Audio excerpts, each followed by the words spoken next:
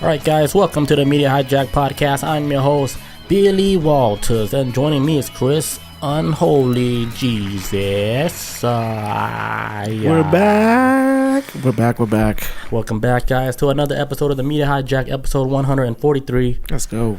Before we get started, if you guys want to buy some official Media Hijack t-shirts like this, we sold like 12 last week because, you know, we're just out there. Gang.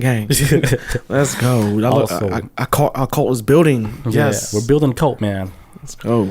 Also, if you guys want to visit us on Reddit, you can join our Reddit community and post whatever you guys want over there. Chris is pretty much the boss over there because I lost my account. I lost everything. What?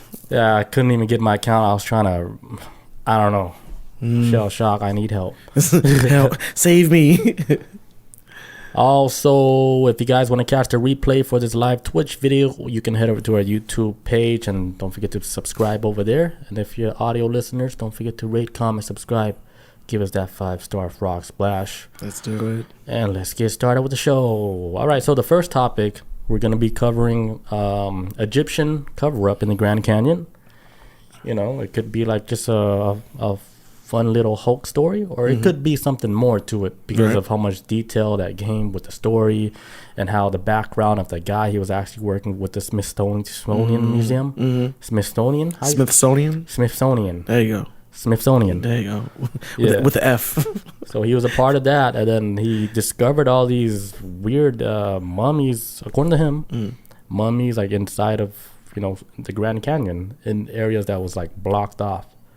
So who knows? Hey, man. Is he making it up, or because he got nothing out of it? As always, a lot of these guys don't have anything out of it. He probably got fired and be like, "Hey, get out of here! Ain't no Egyptians out here!" Like, come on, that doesn't even make any sense. But before we get started, there was like a story I came across about the Dalai Lama. Oh, I got that for tonight. Getting canceled. Yes, that's gonna be one of my topics. Should we save it? Yeah, save it. I got this motherfucker. Oh my god, that was crazy. Okay, so we'll save that because I saw it. I saw the clip. You saw the video? Bam! Yeah, we got to talk about it. Oh my god. Okay, so we'll talk about that right after that. Yes, that's gonna be. All right, so we'll get started. All right. So Egyptian cover-up. All right, so this guy named G.E. Kincaid. I'm pretty sure I'm saying it wrong. Claims to have discovered a series of underground chambers in the Grand Canyon in 1909 that contain artifacts and hieroglyphs resembling those of ancient Egypt. So the story is this dude, they were out at the Grand Canyon looking for like new stuff. And then he came across like this one area where there was like hundreds of stairs that led him down to like chambers. And then he went down the chambers and they discover all these like artifacts, like old ancient looking artifacts that's probably like, you know, from way back then because of how it was made, like with copper and with everything. And then he saw like tombs, like mummy tombs, where he's saying they're on the walls, a bunch of mummy tombs, and then on top of that artifacts that looks like hieroglyphs that you would see in Egypt. So he was like, hey, this doesn't make any sense. What's this doing here in America? Yeah, they couldn't figure out like the hieroglyph. They're like, is this Egyptian shit? Like, we don't understand. Because like, if it was like Egyptian shit, they probably came like before Native Americans, like supposedly, cause you know. Yeah, that means they would have had to build boats and shit. Yeah, because it wouldn't even make sense for them to even travel that far, like according to how everything, what the history taught us. I was about to say, I was about to think, when was the first boat invented? Like, when was the first time anyone ever like hit the blue waves in a boat with people? I don't even know. I have no idea. I was about to say either did a boat or Stargate. Boom. Yeah, like not just like build a boat, but build a boat and learn how to navigate. Yeah, you know, because that's a skill. I think all that shit started with like stars though, like with navigation and all that. I might be wrong, but I think of the stars and that's something like, I don't know. Like how do you teach somebody to navigate with the stars unless it's somebody knew more than somebody taught them? Oh, like a god, huh? Something, you know. I was talking to somebody at the gym a couple weeks ago, and they went on this rant, which was a good rant though, and it was explaining about how back then they were more advanced than us and whatnot, which everybody, you know, that kind of delves in that conspiracy believes in the whole. There was more advanced society before machines came in and they basically just burnt out this planet at this point. But so it was like there's more technologically advanced back then and more knowledgeable about the stuff, but on a more greener planet, you know. And then after the industrial period, which is like World War II era, like 1930s and 40s, that's when the planet is like, okay, now it kind of shifted over to a different reality of, all right, now we're like mechanic. Yeah, it's all machines now. Yeah, all machines. We're just spitting all this black smoke into the sky. The rise of the machines. Yes, man. Skynet, I guess, or Transformers. Mm-hmm. But yeah, so I can definitely see the mysteries, and us too in this day and age. And because it's been so long ago, I can see how we're like, how did they make it work? But only they would know. I mean, you know what I'm saying? They had sky people help. They had to. They had to get something. AKA Little G's. Showing up, man. Little G's. All right, so Kincaid was reportedly working as a guide at the Smithsonian Institution at that time, and you know his claims about the Egyptian shit. It caught all this attention from the press and from the public. And according to Kincaid, the underground chambers were located in a remote area of the Grand Canyon and could only be reached by climbing down a sheer cliff. And what's crazy about like this whole like Grand Canyon thing, like that area and stuff, it was like the president at the time, I don't know who it was, they blocked off that area to where the public can't go no more because they're trying to, they say, like preserve the area from getting fucked up, which I can understand also. Man, people will do that, man. Yeah. They be pissing and shit on stuff. There's like a big chunk of the Grand Canyon that's completely cut off from the public a while ago. I don't blame them. And then but why? Yeah, this is another question, because if this guy's story is true, you'd be like, okay, so are they hiding something, or it's just all like a misinformation thing, and this tour guide that worked for Smithsonian just wanted to get attention. Yeah, I could be either or. I can see because there's a lot of opportunities out there trying to make a quick buck. They around every corner. It seemed like. I mean, even during the face of a pandemic, you had scammers out there trying to make bread off of this shit. So there's scammers all over the place. But sometimes there's people actually just want to get the truth out, and the government's like, no, sir. What do you think you're doing? Yeah. So Shell Shock, he was talking about like the Navajo Indians and all the tribes that's been there like forever. But like according like to this story, I guess they're saying like this was before even the Navajo Indians was there, according to like this story. Okay. But then it wouldn't make any sense. Like that's why it's like a huge monkey wrench. Like if it was true, it wouldn't even make sense. Yeah. So you're like, what the hell happened? Is this guy, this tour guy, did he went off the rails and was trying to be cute? Or did he really did come across something, but it's just something that's just too far out there to where they're like, I don't think we should even give this information out. Yeah, because he was saying like once he was inside the chamber, like he claimed to have found like a variety of artifacts, including mummies, copper weapons, a stone tablet inscribed with like hieroglyphs. He also claimed he found like evidence of an ancient irrigation system that ran through all the tunnels that stretches out miles and miles, like a legit irrigation system. Shit. So and if you hear a tour guide talking about that, you're like, damn, like in 1909, they're probably thinking like, okay, like what's happening? What's going on? Because back then, you're not just posting shit on the internet. You're on the ground. Yeah, you got to go there. Fucking writing shit like, hey, Grand Canyon, there's something in. Like, there's more than what we think we know, you know? It's a hell of a lot more. And then they're like, man, shut your mouth. Egyptians were never here. Be quiet. It's always been. Meanwhile, they're like fucking like taking out a Stargate. Oh yeah, in the background, take like, the Stargate out. It's like two dudes carrying it on each side. We have Roosevelt. Roosevelt. What was the president at that time? Oh yeah, Roosevelt. Wasn't he like a big outdoorsman type of dude? He was like Roosevelt. Yeah. So I guess the official story would be like he blocking off the area to like protect like the natives that live there. Yeah, which makes sense. I think it's. I remember when I was in Colorado, they got like spots like that. Like that whole region was like Native American heavy, and some of the stuff they try to do keep preserved for sure. It's a thing. So like, despite of like all the claims that Kincaid was talking about, like there's actually no credible evidence to support the existence of an underground chamber that he described. Like there's nothing like no evidence of anything that he was talking about. That's why it's like, it's just one big hoax. just for, you know, so other people can, I don't know, make money off of it. I mean, who knows? Like, seeing it is different from just hearing a story, right? Because you always got to make your own judgment, and then it's at the end of the day, it's just a story. That's all. True or not. But if it is true, I mean, I'm always gonna leave that little door open, just a little bit, just in case. Just like a little breeze in a little bit. So I can be like, oh yeah, I never closed that book on that Egyptian in the Grand Canyon. No, you know, left that door open. So when that shit hit the fan, like, hey, you know what, guys? I had a good feeling that this shit might be real. So, I mean, I wasn't trying to say I told y'all so, but look back on episode 143. Rojam says it's hard to trace back the native cultures because a lot of the history is not written, only told. Yeah, the Navajo code talkers were effective in World War II because their language wasn't written. Yes, it's true. I heard like with the Native Americans, the Navajos and stuff, like their language is the most difficult to even learn. I can't be surprised. Yeah, it just didn't. It's like you can't even like really teach that shit. But here's what I heard, like from somebody that's been dabbling like with aliens and stuff, and what the aliens told them, because they asked the aliens like, "What language you speak?" Like, we don't speak. They said, "We don't speak none of your language," but like the one language that's the most similar to how they speak is the Indians. And I was like, I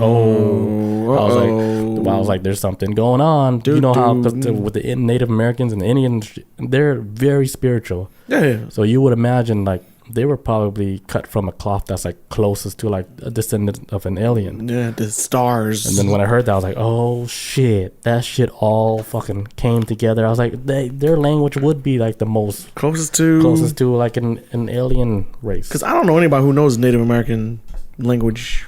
Yeah, it's difficult. At all. I mean, English is difficult, but Native American language is next level shit. Yeah, it's because like they can say like one word and it could have like so many 50 meanings. But it's like the tone of how they say it and whatever. Yeah, it's like how the tone, I guess how to express it. Yeah. You gotta read between the lines and figure out some shit. It's like, oh, he think you gay. And all he said was, I'm happy. Click clack. Is it you? Yeah, man. Shell Shock says, okay, so he's talking about basically the Native American history. He's saying that they're actually very proficient in their history. It's taught in schools out there.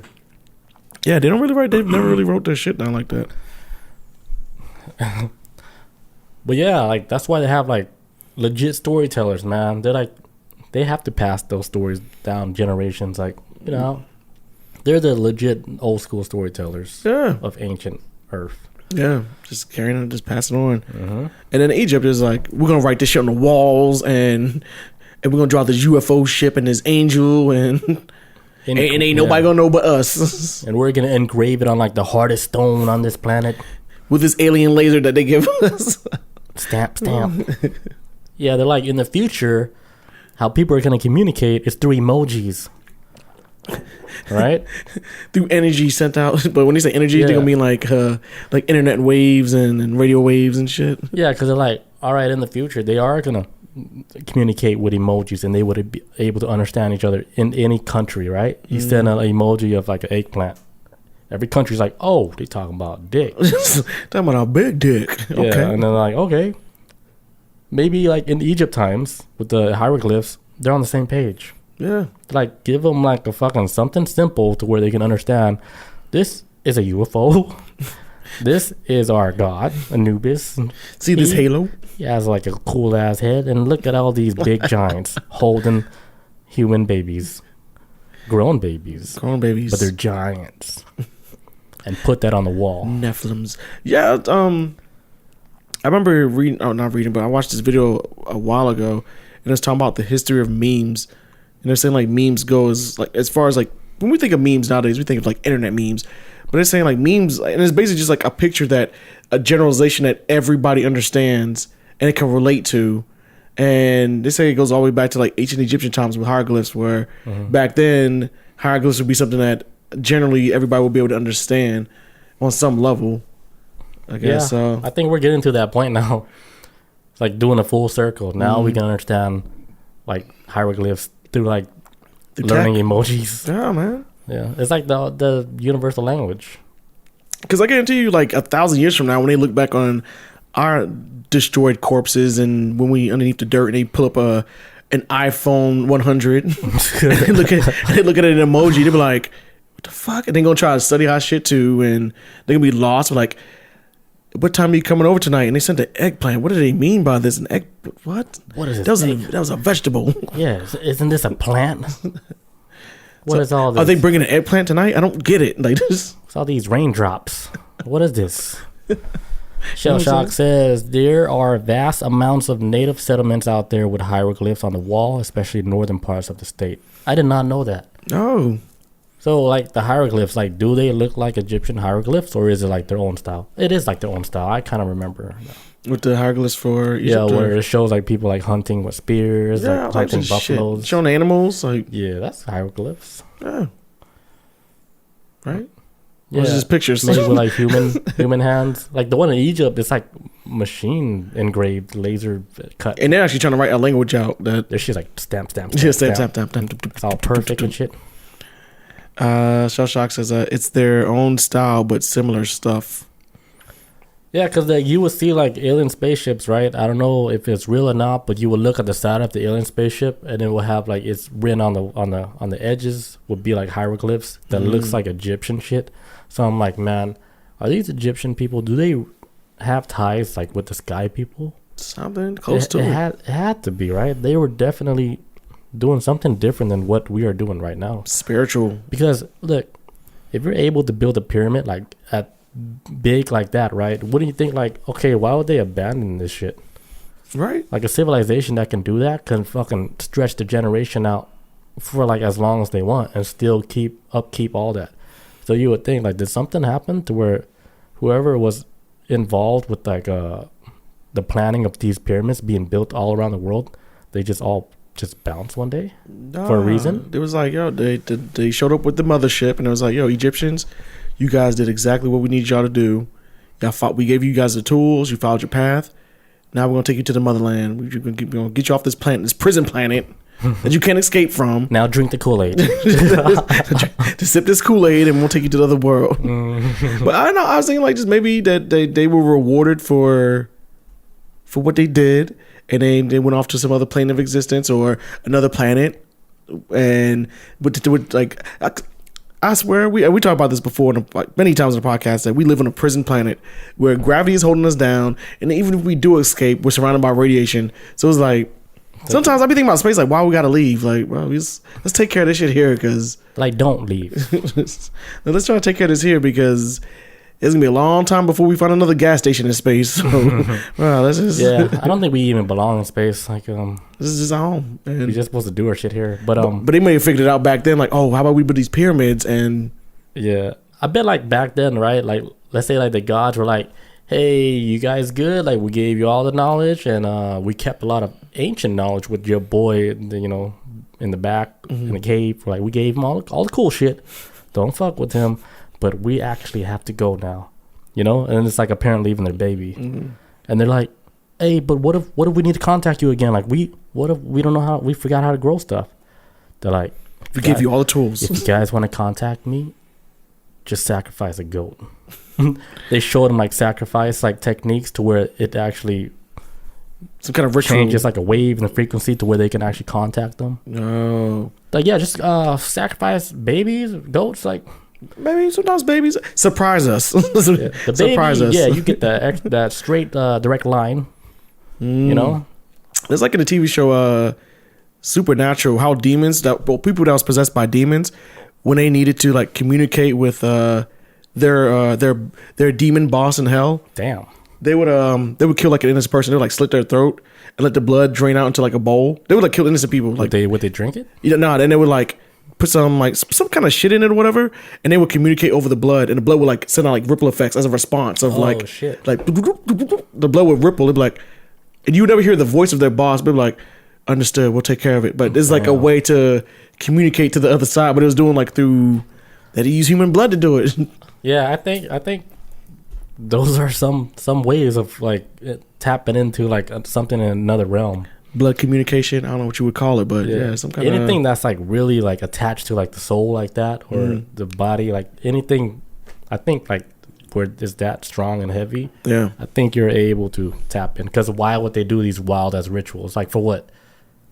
If it didn't work, why? Yeah, because who thought of this? Yeah, if it didn't work, like, well, why are you put that chicken back? We're gonna eat that later. You know, That's dinner. Put it down, man. The hell? But no, I'm trying to call. Put my daughter down. What are you doing? You better crack her head open. Put her down. Yeah, because who thought of, like, think about this. Who was the first person who was like, yo, we might have to kill somebody in order to, it's been raining. It hasn't rained in like 2 years. Oh shit. John, we don't like you. And so we need to take your daughter. Like, how did they start this, man? Like, Yeah, like it's not random. It was like, yo, we got to start offering people to get some rain going. Yeah, that's not something you just. Because if you think about it, you don't see monkeys doing sacrifices. No, man, that's something shit. that has to be taught, They just throw shit. But imagine we told the monkeys, like, yeah, if you sacrifice your firstborn, you get fucking unlimited bananas. They're like, fucking say no more. Where you at? Because we ran out last week. Starving. So, like, same like with humans, right? Like, if they wanted something, they're like, something probably told them, like, hey, you need to do these type of rituals. Then you can be able to contact, like, a higher god and stuff. And they're like, bet, let's do it. Show us that you really mean business. Kill your kid. Mm-hmm. And they have to be virgin kids. They kick the uncle out, like, hey, no more fiddling with these kids' pianos. We need everybody stop. They need to be pure, all of them, Everyone stop the orgy. It's like, stop the orgy. Wait. Stop the kid orgy. Oh, shit, this is crazy. We need the kids. This is getting wild, man. I'm just saying. Put all the kids down. We need them. Put them down. We need this for communication. Oh shit! People wild back there. Yeah, I'm just saying. It might have been. Yeah, they're wild now, but they're able to hide it a lot. Yes. For now. But yeah, so that's the Grand Canyon and the Egyptians. To me, there's no real proof, and if you actually go look at the Grand Canyon, people are trying to make like these certain rock formations like a pyramid. I was like, I don't know, like you could make a pyramid in any stone, Yeah. Like if you look at it long enough, like, oh, I think that might be pyramid. Yeah, right. But who knows? Like I haven't been there. I don't know. Hey, I refuse to go there. I have a fear of falling off that shit. Mm-hmm. My girl went like last month. Her and her mom went to the Grand Canyon. They walked on this glass floor. Fuck that. I was like, hell no! You can pay me to stand on no glass over the Grand Canyon. I'm good. Mm-hmm. I don't even like seeing pictures of it. I get anxiety when I look at the Grand Canyon. Yeah, it's too much, man. I don't know. It looked painful. Hell yeah. But that's that. We're going to take a quick break. We'll get back. We'll talk about the Dalai Lama. Expose him. Be right back, guys. All right. And we're back. Yes, sir. All right, I'm going to let Chris start off this Dalai Lama story. All right, man. Recent story, huh? Yeah, it's recent, man. This is what, yesterday, day before we heard about this shit? Dalai Lama is tripping. So it says Dalai Lama apologizes after video asking child to suck his tongue sparks outcry. Now, I've seen all manners of videos on the internet in my lifetime. People's heads blowing up, suicide, all types of crazy shit. People get blown up. This is still one of the most disgusting videos I've seen in recent memory. I watched it and the whole time I was cringing. I was like, this is so weird. The first thing that popped in my brain was, did this motherfucker not know the cameras was on? That was my first reaction. Like, he must think he's in his chambers. well, like, explain to people like what actually happened in this video. Okay, so the Dalai Lama, he basically wound up apologizing because this 87-year-old man, the Dalai Lama guy, has in this video that went viral this past weekend, shows that a young boy can be seen approaching the Nobel Peace Prize winner, Jesus Christ, before asking, can I hug you, right? So kid gets up on stage, goes up to Dalai Lama, like, hey, can I hug you? And the 87-year-old spiritual leader then invites the boy on stage and points to his cheek and says, first here, prompting the boy to give him a hug and a kiss. The Dalai Lama then points to his lips and says, then I think finally here too. Oh, damn. He then pulls the boy's chin and kisses him on the mouth, which then leads to him saying, he sticks out his tongue straight up. This is insane. He sticks out his tongue and tells the boy to suck his tongue like he's Nicolas Cage from Face Off. I'm not joking. This is the most insane shit I've seen in recent memory. I saw the clip, but then the Dalai Lama was talking to the boy, right? And then he puts like his head with his head. Yeah, they touched heads. Yeah, like they're exchanging energies or whatever, or read my thoughts type of thing, you know. You don't want to do with you. And then I guess the boy was like, this is Fortnite got the most pipe. Like this shit got weird real quick, you know, because when the Dalai Lama, he was asking him for a kiss, like, you know, like he did the little puckered. The boy was like, nah, fam. Like, the little boy was like, y'all see this? I don't even kiss my parents. Like, nah. But then it got weird when Dalai Lama stuck his tongue out, told him to suck his tongue. I was like, yeah. I was like, don't you see everybody around? Like, they don't even do that in the Vatican. They wait till the cameras off. At least the Vatican got at least the class. They got some class to like wait till they go backstage with the little kid. Backstage, and it's like, I was like, what's that? What's that? What's that noise?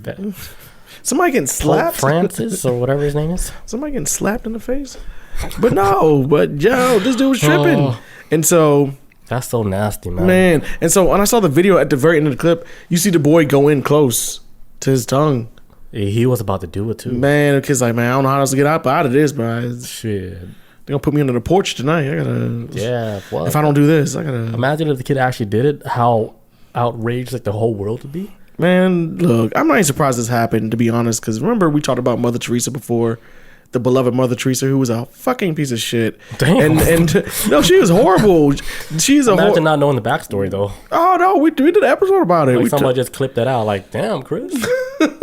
Mother Teresa, a piece of shit. She is horrible because, and we talked about it before about how she treated like the sick, and instead of giving them, you know, some kind of medical aid, she was basically just having these people show up at her hospices and basically like allowing them to die in painful deaths over diseases and stuff, only because she felt like, well, it's not like she wouldn't offer them medicine or anything, but felt like, hey, it's God. Basically, she was sacrificing these people for God. Weird shit. And then Nobel Peace Prize winner.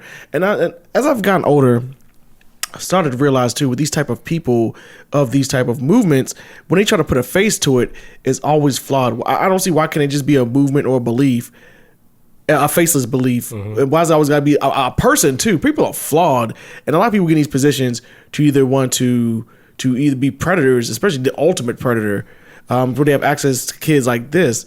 And I was listening to a podcast yesterday too, which I remember the Dalai Lama doing this, but I completely forgot about it. But he's always been a weird guy anyways, because back in the mid-2000s, 2010s, he talks about how like, well, yeah, I love ladies.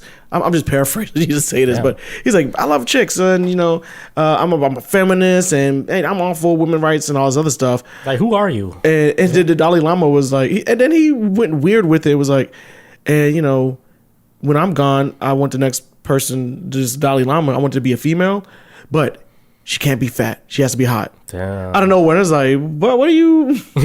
What is this? The America's Next Top Model? What are you talking about? You fucking lunatic. Yeah. So he's always been a strange guy. I was reading like a comment, and one of them is saying like that you would live long enough to become the villain.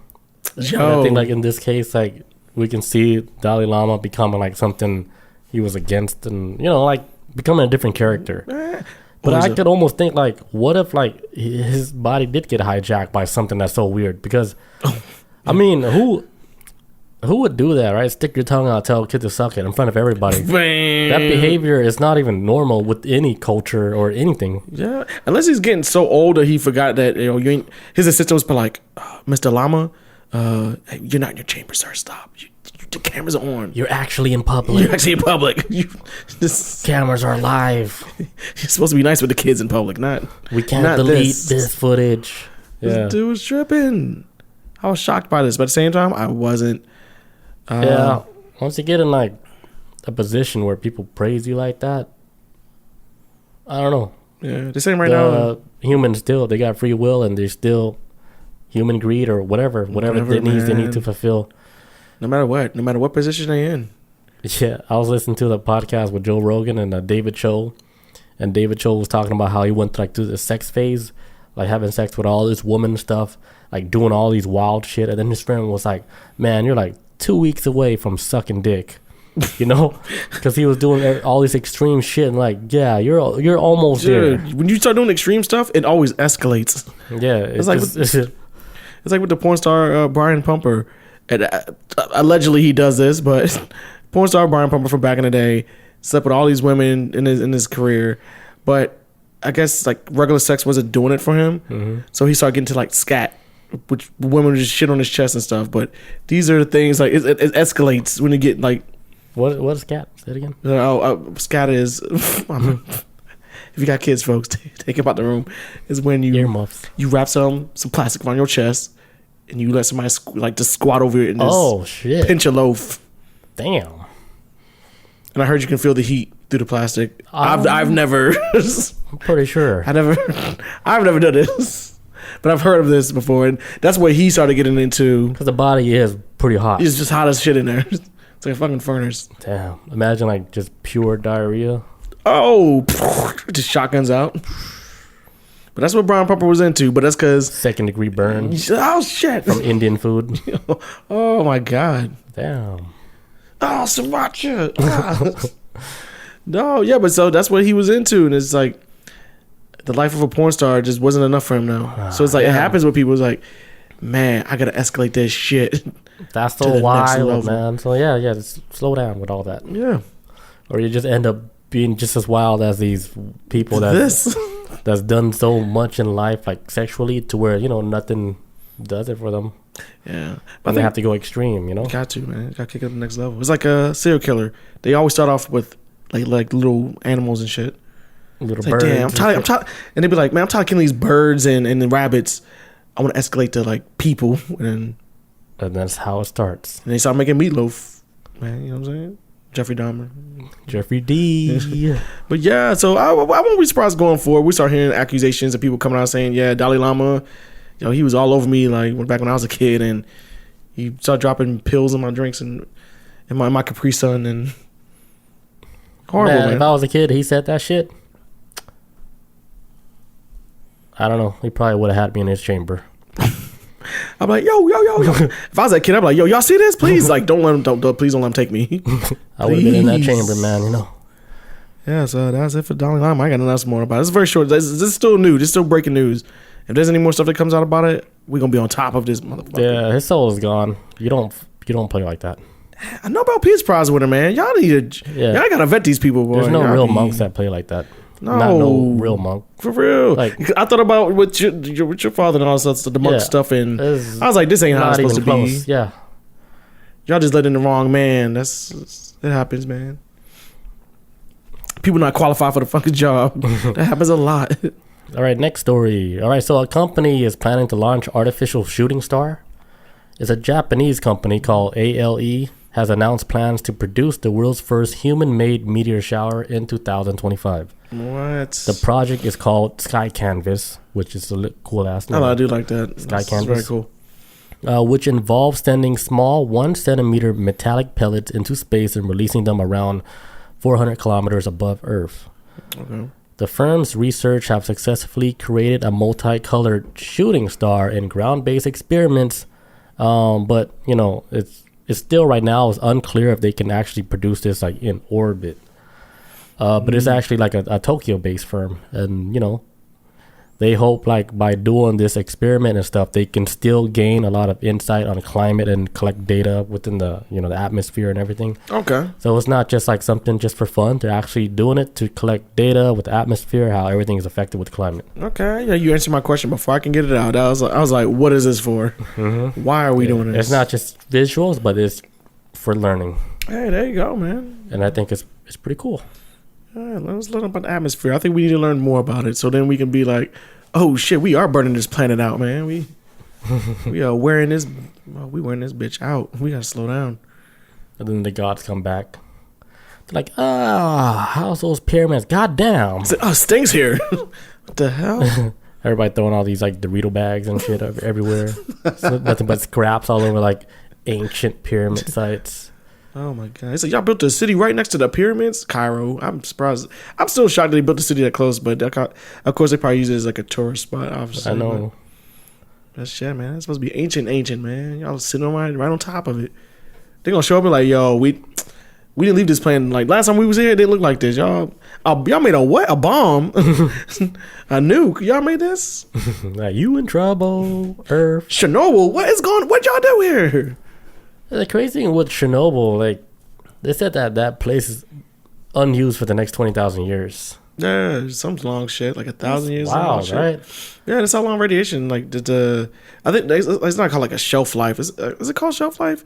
But basically, radiation that just sits in the area for just thousands of years. And I watched a little documentary about it, about Chernobyl, and it was on YouTube. And these guys actually went to Chernobyl with the little radiation like machines and all that stuff. And one guy wasn't really wearing a suit because I guess certain parts of the radiation level is not as high as it used to. But they're saying like everything is irradiated, and then everything in the area is completely irradiated from the plants all the way down to like the wolves and all the animals out there. All got radiation, and they find it like they're perfectly fine with it because say like if you're a wolf that's been drinking radiation water and then you give birth to a radiated wolf babies and.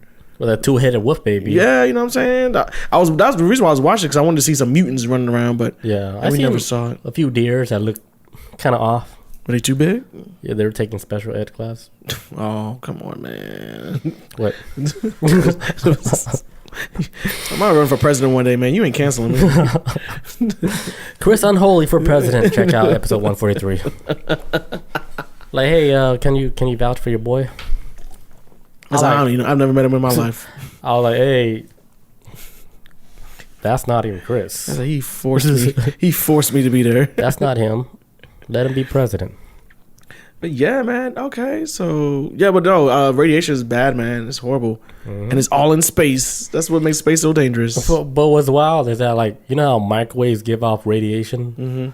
Like when you're microwaving food, your parents like, hey, go in the next room because you're gonna get radiation poison. Yeah. Stop. Meanwhile, I'm looking at my cup noodle. It's just spinning. I was like, damn. Wait for that 1 second so don't be like, go like no loud beep beep.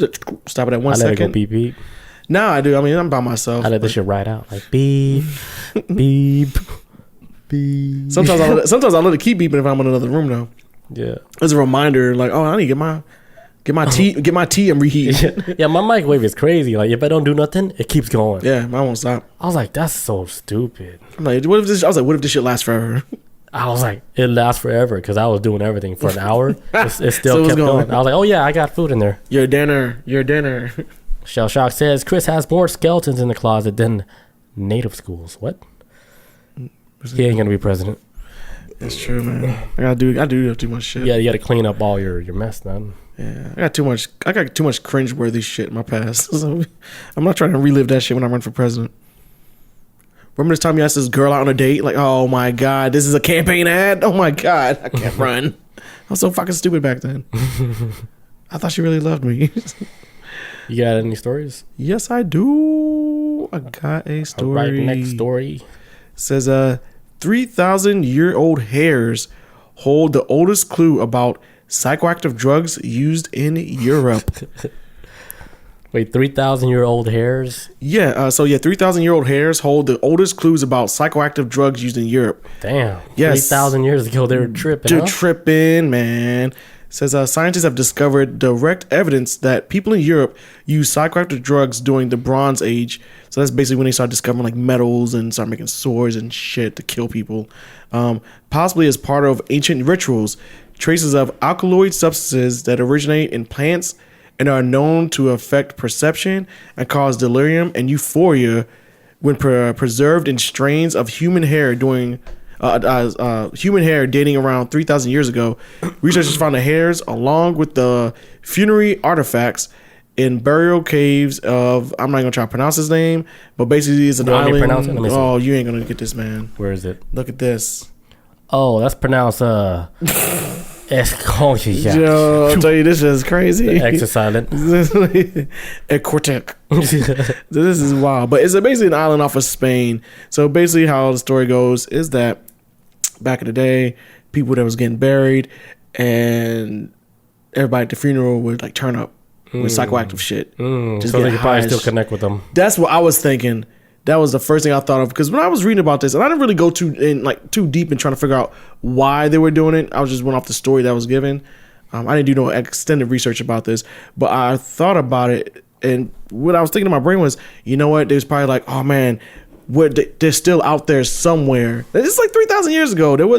That's so far, way back, man. Because I think they said the year was back through was it like 1400 BC or some shit. So this is before Jesus even showed up to town. Jesus walks. Yeah. Hold on, Jesus, we still tripping. Yeah, he wasn't even a twinkle in his great granddaddy's eye. This is way before. I can't even imagine like what were they even seeing in the psychedelic trips, because I would think it's probably like whatever they're seeing it's really ancient times, because some stuff I saw it went back to ancient times, but I saw a lot of futuristic shit too. So I'm wondering if they did it 3,000 years ago, did they saw like similar futuristic shit?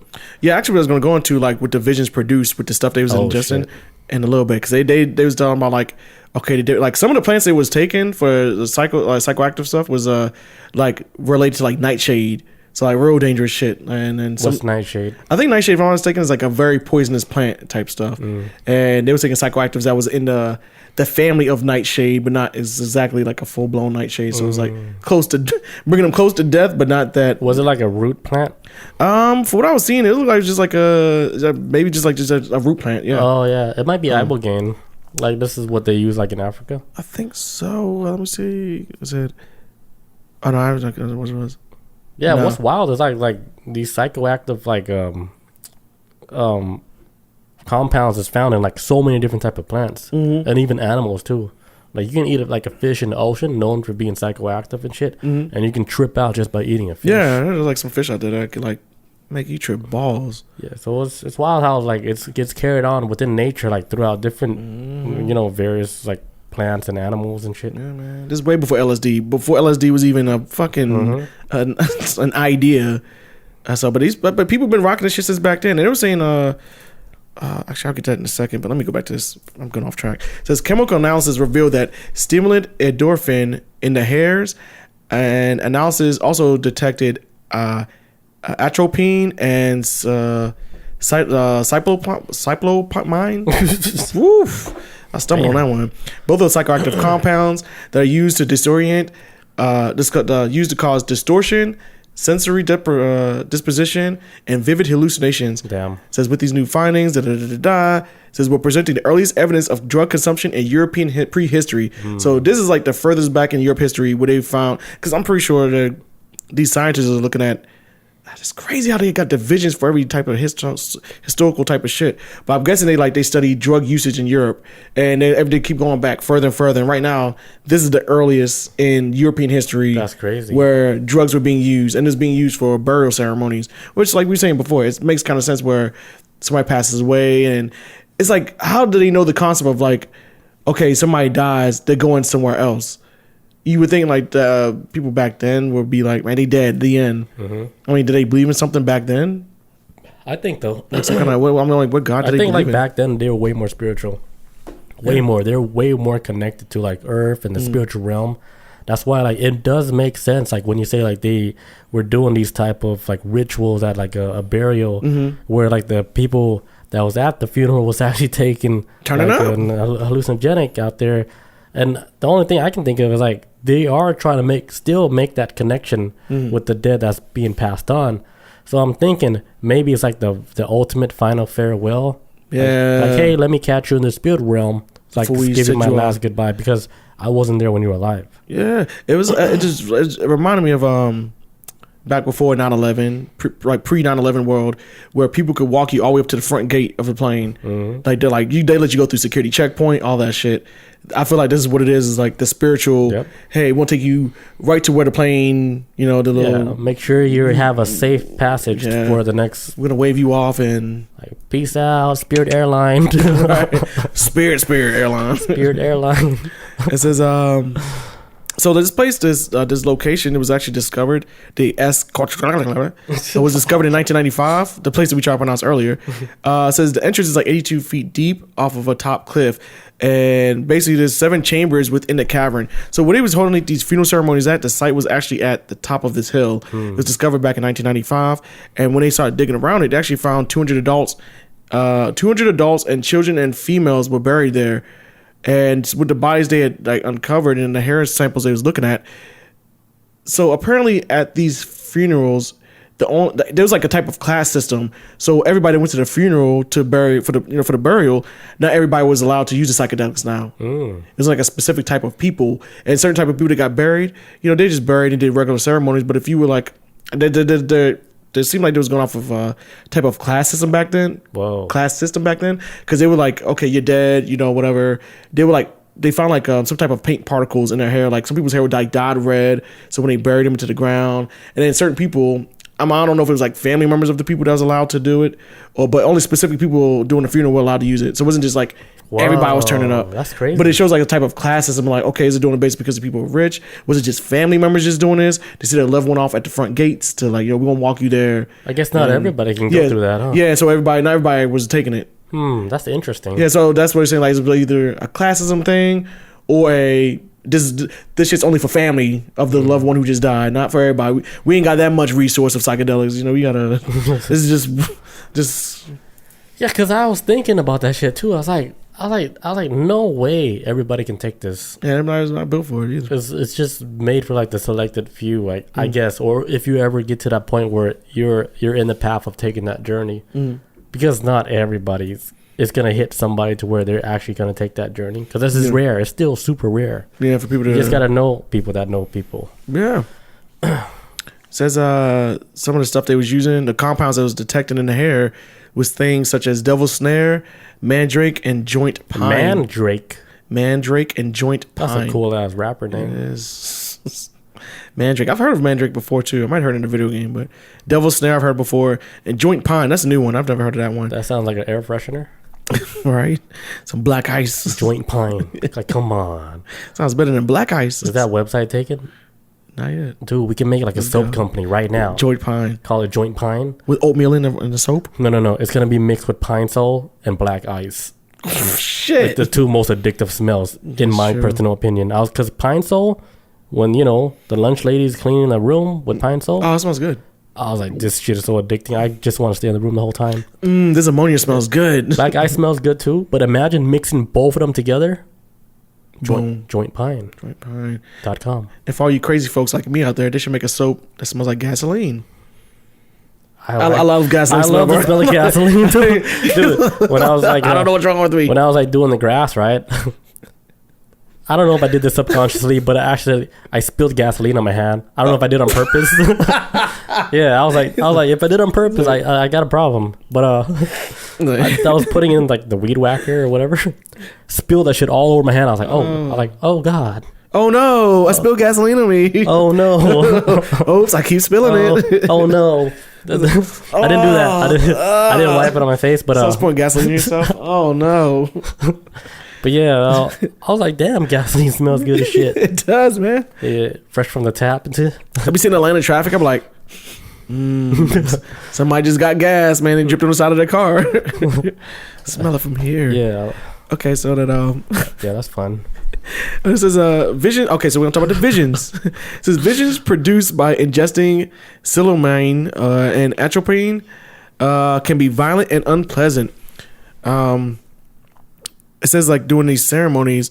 Actually, another culture, they say in Peru, they was doing the same thing too, doing using psychedelics, doing funerals, but they would actually drink the psychedelic drugs from an ancient trophy head of a sacrificed Nazca child in Peru. Oh, yeah. So they would use like a child's skull and. Yeah, I can definitely see like Peru doing stuff like that, because Peru it's ancient too, like, and they have all these weird ass stuff like with the Nazca lines and stuff like in Peru. Yeah. And they have like all these ancient sites and stuff, and you would think like Peru might be one of the stomping grounds of the sky gods or whatever you want to call them. Right. That was one of the spots, the hot spots, like with a bunch of alien activity, and they have a lot of history with all that shit. So like I would imagine like they've been dabbling with other realms with using psychedelics. I was like, man, this place is boring, man. Let's take a vacation. Go. They can't travel, so they can probably just like, goddamn, I saw like the year 2019. Like shit, I was running on Saturn's rings, man. COVID, what? I saw everything. COVID. Like that's not important. We won't be here for I'll it. be dead long time. Make no sense. But yeah, that was that's it for that story. That was a good ass story. I knew he was gonna dig this one. I've never heard that I knew before. he was gonna dig this one. When I saw it, I was like, ooh. Billy gonna like this one. 3,000 years ago, and Turn it up, man. finding like evidence of them using psychedelics 3,000 years At ago. funerals? This wasn't even for fun. This was like for funerals. So Yeah, funerals? it shows that they had an idea of afterlife. Yeah, that's definitely like a connection to other realms, and they knew about this a long time ago. So come on, Man, they knew it, man. fast forward to today, we're like babies. It's evil. Don't do it. Don't do psychedelics. All right, I gotta take a leak real quick. We'll be right back. All right. And we're back. All right, next story. All right, so a pastor finally buried 2 years after his death because the family was awaiting his resurrection. So a South African pastor, Siva Moodley, died in August 2021. His family was expecting him to come back to life, so they left his body at the mortuary. Damn. Because they really believe like he's gonna come back to life, so they just left him there. They refused to give consent for the burial, the burial or cremation. They didn't want them to even touch the body. They said, "Don't cremate him. Don't do no burial because he's gonna come back. Just chill, Daddy coming back. Daddy chill, chill, Daddy." That video's crazy. Oh, that's a classic, man. That's video's crazy. Shit. Like, that shit went full circle. It did. It really did. Yeah, like all the classic videos are coming back. They're coming back, man. Yeah, I've been noticing that. I'm like, this is old, but it's coming back in rotation for the new generation. All right, so like at the mortuary, they contacted the family multiple times to obtain like their consent, but the family, they're like, no, we don't want to do it. But the mortuary, like, hey, what are we gonna do with this dead body that's like stinking up the whole place? Like, we gotta burn it up or something, throw it in the trash or whatever. Right. So it got to the point where the high court authorized like a mandatory burial or cremation due to the like health hazards posed by the body of the family members' refusal to dispose it. So the body, Moodley's body, was finally laid to rest last month, March 16th, after spending almost 600 days in mortuary. Shit. And they're like, hey, it's been 600 days. He never came back. Guys, I'm sad to tell you this, but he's not coming back. They'll be like, shut up. Yeah, even till today, like his wife and 2 children, they did not attend the ceremony, but they continue to lead like the Miracle Center in Pastor's Place, and they never mentioned anything in social media that he passed away. So still, like, they can accept it. They're not accepting it, and that's sad. 600 days later, they're like, no, like even though like days. The mortuary, they had to do it because it's by law now because they're gonna get sick. Yeah, so man. they did the cremation, and the family's like, no, we're not going because that's Daddy coming back. Daddy's return. Me, I'd be like, but he's just rotting away, man. I was like, take a mushroom trip, go check him out. He's gonna say like, hey, move on. He's not here. Like, move on. He's like, you're hungry. Try this. Life goes on. Like, yeah. You're hungry. Try this psychoactive. Yeah, it's hard, but yeah, it's a hard thing for people to process, man. And I mean, shit, it's a hard thing for you to accept, but it is life. And I wouldn't want my dad's body sitting around for 600 days. Some mortuary. I'm like, yo, get in the ground, man. What's weird is actually like in other countries, like let's say for example, like Malaysia, for example, like in countries like that, when people pass away, they will leave the body in like a house for like over 100 days before they do the actual burial. What? So like the dead body will be just laying in the house while people are doing their normal stuff, walking around the house, but there's a dead body in the house the whole time before they actually do like the burial, which I guess is like a common thing in other cultures to do. Yeah, I do that in New Orleans, and I think over in Haiti and stuff, all that stuff around there. But they do it to where they'll put you in your favorite basketball jersey. And I saw one where like they put a dude like in some of his favorite basketball jersey, put some Ray-Bans on him. They put some Ray-Bans on him, and they sat him like in I don't mean to laugh at this. They set him up like Weekend at Bernie's, and like in a reclining chair in front of like he had like Xbox controller in his lap. I was gonna say, is he playing a game? Shit. And they do this because they're trying to show like this. I guess when people pass, they want to show what he enjoyed in life. Yes, in life. It was like the hobby, whatever. And like I said, it was Xboxing. He was on Xbox Live. And he loved that trash ass game Madden. And I was shocked because I was like, man, Madden has been good in a long 95. Time. Madden, OG Madden. But yeah, and it looks silly on the outside, but at the same time, I could kind of see where it's, hey, sometimes they parade the body down the street and all types of stuff. Different cultures have different ways of dealing with death. Yeah. It should be a topic for like next week too. I was thinking about that too when you went to the different cultures coping with death. Yeah, or something like that. Because we were just talking. It all is different. Like in the Philippines or I don't know what country, but they would have burials and the coffin would be on the side of a mountain cliff. Oh, like difficult to even put up there. I'm like, damn. Like, how do you get up there? I don't know. Magic. But it'd be weird. Like you would look at this side of the mountain cliff, you're like a bunch of coffins. Yeah. Like, why is it so hard to bury somebody? Like you heard of like the Tibetan sky funeral? You know about that? I think we talked about it before, haven't we? Yeah, it's like when you die, right? They would put your body like in the place where vultures can eat you up. Oh man! And they would eat up your body, and then they would fly around and then just shit you out. That's why they call it a sky funeral. Now you're vulture shit. Yeah, so they just let the vultures eat you up, man. Which I think is probably like the most natural way of actually dying because you're going back to nature. Like, yeah, you're part of the earth, Give your body back to that vulture. If you were to pass away, God forbid, how would you want your body to be treated? What would you want to be cremated or dumped in? I think I spoke about this many times before. Really? But like, if I were to pass away, anybody listening to this, like close to me, I want to be cremated. And then half of my ashes, I want a drone to carry it over active volcano. Oh, you did, Tony. And drop it in a volcano. Just half of it. And then the other half, like, you guys do whatever you want with the ashes. Like, take shots or whatever. Yo. Put in the house. I don't know. Get a tattoo. You read a story about a guy with his wife's ashes and the tattoo ink? Yeah. I heard, like, a lot of similar stories where they do that. Yeah, that's pretty They put the ashes in the ink. Which is actually kind of cool, but then you die, then, make your body into ashes and do it again. I mean, I don't know. That'd be kind of cool. Me, I want to go out like Spock from Star Trek, where they put him in like a cannonball. His coffin looked like a glasses case. Damn. And they launched him off into space. And it's like, that's cool too, but like that sounds expensive too. Like, yes, I remember some years ago they was actually talking about how, at least for hypothetical purpose, like space funerals. How much would it cost to like launch people into space? Man, that shit is not cheap. How much is it? I can't remember, but it was a lot. So I was like, I see why they just dump bodies on Earth because it's just too much, man.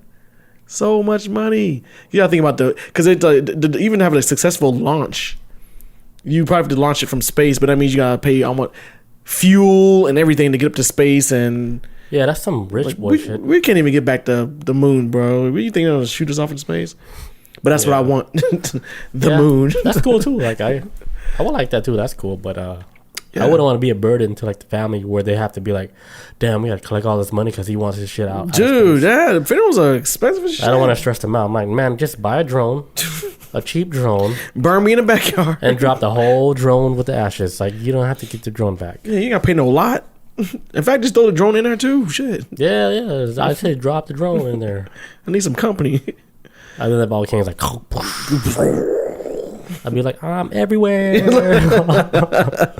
That's so cool, man. Yeah, man. So I don't know. I'd rather, I've said this on the show before too. I would like to be launched off into space, right? And in a nice air. Man, I'll launch you. Yes, it's like. I better make some like billionaire friends. By the time you pass, I'm like, oh, thank God I know Elon's daughter, or, I was gonna say Jeff, or his son. I was gonna say like Jeff Bezos is like his head is like in a jar, but it's attached to like a robot's body. Yeah, on some like Futurama shit. But his head's like in a jar, just like he's like, all right, I press the button. Yeah, that's cool. And then launch me off to space, and then I would like to. What if they're able to like by the time like we passed, and they're able to actually cut off our heads, right? Put in jars, and we're still functional. They're trying to do that now. They've been trying to do that like a couple of years with this dude. He has like this terminal illness where he's gonna clock out no matter what in a certain amount of years, and they're trying to use him for, hey, we can use you for this. We're trying to do like a head transplant. Do you want to be a part of it? He's like, yeah, I'm down. But then a couple years ago, he backed out of it for some unknown reason. He's like, I don't know, man. I'd rather just die, I guess. I don't know if he did some Google research, but he's like, I don't know. Because, like, how you going to, because they're talking about like, all the nerve connections and everything. But they're trying to do, like, the first human head transplant. He was with it at first, but he changed his mind. Yeah, imagine, like, he was still alive, right? And they actually did that. But he was, like, in the most pain. The whole time. Ever. Yeah. And then he would just wish he was dead. Who wants to go through that, man? I'd be like, nah, man, I don't want to be like a fucking science project. He probably watched a YouTube video about it. He was like, oh, hell no, I'm good on this. Yeah. It's just a little too painful. But I would like to be shot into space. And then, so like 2,000, 3,000 years from now, I get found by like an ancient alien civilization on like a patrol ship. Just pick me up. And they bring me back to life with their alien tech. And then they put a device in my head. It teach me all their language and shit. They're like, hey, who are you? We found you in this floating coffin. I'm like, my name's Chris Jones. I was born in 1985. They're like, goddamn. Goddamn. It's they're like, but it's like it's 4185. You where have you been? Like this is our civilization, and then I meet this new alien race and I fall in love with the alien woman. And I start a war and I fight for the resistance. And I become the leader of this alien planet. I don't know. I like John Carter. Like, so yeah, that's what I would want. But yeah. That's a good story, right? Yeah, that's a good one. I like that. Let me take a quick break real quick. Yeah, do you think? All right, and we're back. I think we're good for today's episode. That was good. That was a good one, man. We came back with some strong stories. Yeah, you had a really solid story with the whole psychedelic thing from 2,000 years ago. Dude. So I'm so excited to tell you this. I was like, ooh. Yeah, this whole episode could have been just two topics, like with the Egyptian Grand Canyon and then that story. The second one. And that would have stretched the whole episode out. Yeah, man. Because I originally I thought about using that for next week. Ooh, that would have been good too. And I was like, that could have been a whole damn topic, but yeah, because I never heard of that before. Yeah. Now I'm curious. I want to see look at other cultures and how they deal with like burials and stuff. And I know it's interesting. Everybody's got different ways how they grieve and what do they use to help them grieve back then. So I'm gonna look up some more stuff and I'll find some. We'll have a topic for next week. It's definitely fascinating how even 3,000 years ago, how they were doing these rituals with past people passing away.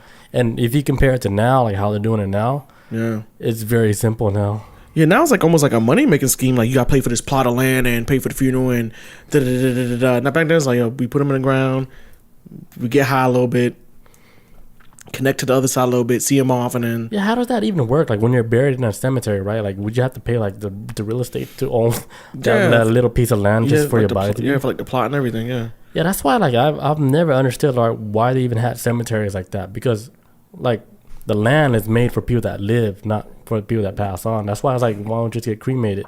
Use that land for something else. Yeah.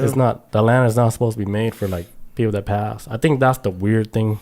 Yeah, I mean, I came across where I'm coming to the point where I'm like, why do they have cemeteries? Yeah, I live across the street from a cemetery, and I'm telling you, sometimes I'm like, man, they could have put something else over there, because it's gotta be hundreds of bodies across the street from me. Yeah, they're the best neighbors though. They quiet as shit, but I don't hear nothing over there. Literally, not a peep. Man, be quiet. All right, guys, we're gonna clock out for the night. Thank you guys for joining us. Yes, sir. Peace out. Adios. We'll catch you guys next week. See you guys. Adios. It's not illegal to not listen to music.